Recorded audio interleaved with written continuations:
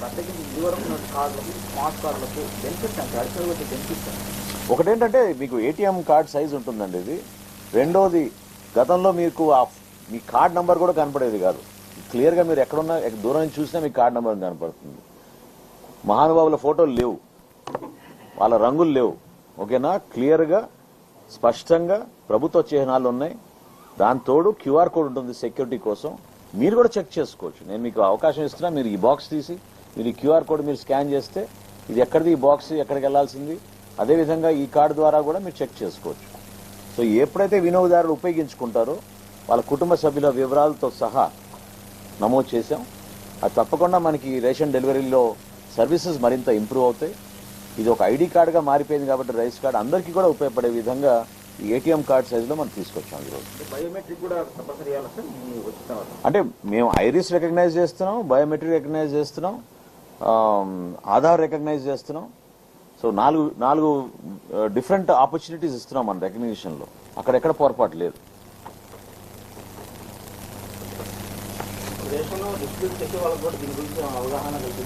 చేశామండి, training programme ఇచ్చాం. ఇప్పుడే నేను ఇందాక అన్నట్టు మీతో రాష్ట్ర వ్యాప్తంగా జాయింట్ కలెక్టర్లతోటి, మా డిఎస్ఓలతోటి, డిఎంలతోటి ఇప్పుడే వీడియో కాన్ఫరెన్స్ పూర్తయింది.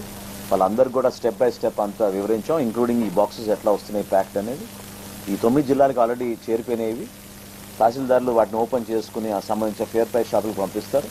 అక్కడ జిఎస్డబ్ల్యూఎస్ ఎంప్లాయీస్ని ట్యాగ్ చేసి ఇంటింటికి డెలివరీ జరిగే విధంగా ఏది ఫార్మల్ లాంచ్ అయిన తర్వాత, గౌరవ శాసనసభ్యులు, మంత్రులు వాళ్ళందరూ లాంచ్ చేసిన తర్వాత అప్పుడు ఈ కార్యక్రమాన్ని ముందు తీసుకుంటారు. సర్వర్ డేటా ఎప్పటికప్పుడు సెంట్రల్ ఆఫీస్కి వెళ్తుందని అంటున్నారు. సో దీనివల్ల బెనిఫిట్స్ ఏంటి సార్? ఎట్లాంటి ప్రయోజనం అంటే జిఎస్డబ్ల్యూఎస్ ఎంప్లాయీ నమోదు చేసుకునే data, fair price shop dealer నమోదు చేసుకునే డేటా రెండు కూడా ఇంటిగ్రేట్ అయ్యి డేటా ఒకే చోటకు వస్తుంది. సో ఆ డాష్ బోర్డులో ఎప్పటికప్పుడు చాలా ట్రాన్స్పరెంట్గా, పారదర్శకంగా మనకి ఏ రేషన్ షాప్లో ఎంతవరకు సరుకు ఉపయోగించారు, ఎంతమందికి ఇచ్చారు, ఈ క్యూఆర్ కోడ్ స్కాన్ చేస్తేనే వస్తుంది. కాబట్టి ఆ వివరాలు కూడా చాలా క్లియర్గా మాకు ఉంటుంది. పిల్ఫరేజ్ తగ్గించడానికి చక్కటి అవకాశం. ఇప్పుడు నేను ఇందాక సోదరుడు అడిగినట్టు ఎంతమంది తీసుకుంటున్నారంటే 92 నుంచి 93. సో కనీసం 7-8% కార్డులు మాకు తిరిగి రావాలి కదా. ఆ విధంగా ఎప్పటికప్పుడు చెక్ చేసుకోవడానికి కూడా మాకు ఒక అవకాశం ఉంటుంది. డీలర్లు కొంతమంది అక్రమాలు చేస్తున్నారు, ఖచ్చితంగా చెక్ పడుతుంది. టెక్నాలజీని చాలా బాగా ఉపయోగించుకుంటున్నాం. Facial recognition ఉపయోగిస్తున్నాం. గోడౌన్స్లో కూడా మేము ఆర్టిఫిషియల్ ఇంటెలిజెంట్ కెమెరాస్ పెడుతున్నాం. సో స్టోరేజ్ విషయంలో కానివ్వండి, లాస్ట్ మైల్ డెలివరీ విషయంలో కానివ్వండి, ఒక్క ఏఎస్ఆర్ జిల్లాలో ఆఫ్లైన్ జరుగుతుంది తప్ప. ఎందుకంటే అక్కడ ఇంకా కనెక్టివిటీ ప్రాబ్లమ్స్ ఉన్నాయి, అక్కడ సెల్ టవర్లు కొంచెం ఇబ్బందిగా ఉంది. కానీ మిగతా అన్ని జిల్లాల్లో కూడా అద్భుతంగా ఈ కార్యక్రమానికి ఎప్పటికప్పుడు రియల్ టైం మానిటరింగ్ జరుగుతుంది.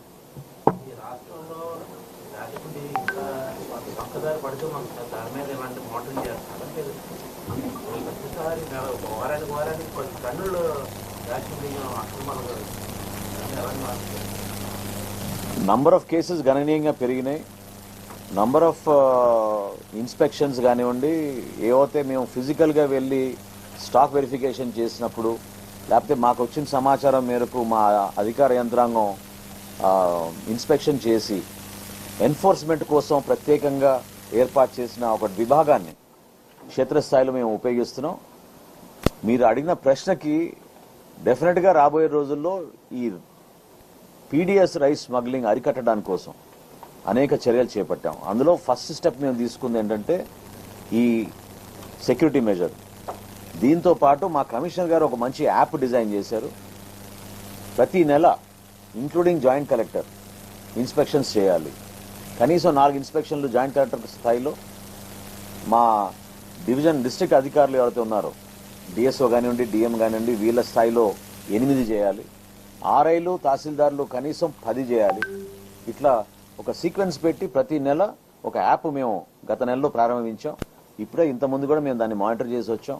అటువంటి మానిటరింగ్ తోటి, అటువంటి టెక్నాలజీ తోటి ఖచ్చితంగా ఈ పీడిఎస్ రైస్ స్మగ్లింగ్ తగ్గించడానికి కోసం మేము చాలా బలమైన నిర్ణయాలు తీసుకుని ముందుకెళ్తున్నాం.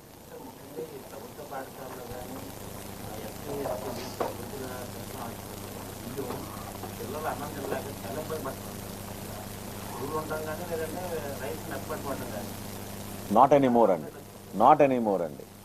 ఎప్పుడైతే మేము 25 కిలోల బియ్యం ప్యాక్ చేసి ఫైన్ క్వాలిటీ రైస్ ప్రత్యేకంగా రాష్ట్రంలో ఉన్న మన పిల్లలందరికీ కూడా ప్రభుత్వ పాఠశాలలో 41,000 ప్రభుత్వ పాఠశాలలో దాదాపు 4,000 సంక్షేమ హాస్టల్స్లో అద్భుతంగా ఈ పంపిణీ కార్యక్రమం జరుగుతోంది. ఎక్కడ కూడా ఈ రోజు వరకు ఈ 2 నెలల్లో మాకు కంప్లైంట్ రాలేదు.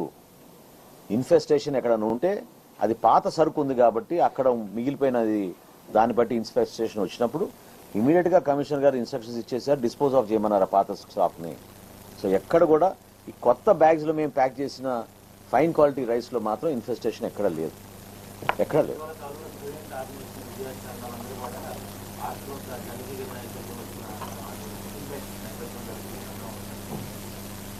అది మీకు క్లారిఫై చేశాను మీకు ఇప్పుడే. పాత సరుకు కొన్ని చోట్ల ఎందుకంటే వాళ్ళు 3 నెలలు వెకేషన్ లో ఉంటారు కదా, సమ్మర్ వెకేషన్ తర్వాత వచ్చి ప్రారంభించినప్పుడు మిగిలిపోయిన ఆ పాత సరుకు ఇంకా ఉంది, కొంతమంది డిస్పోజ్ ఆఫ్ చేయలేదు. అది డిస్పోజ్ ఆఫ్ చేయమని చాలా క్లియర్ ఇన్స్ట్రక్షన్స్ ఇచ్చారు కమిషనర్ గారు.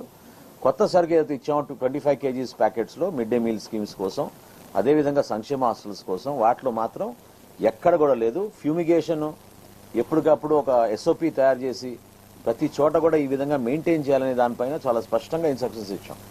అటువంటి ఏమైనా ఉంటే మీరు మా దృష్టికి తీసుకొస్తే తప్పకుండా సేమ్ డే మేము ఇన్స్పెక్ట్ చేయించి చర్యలు చేపడతాం.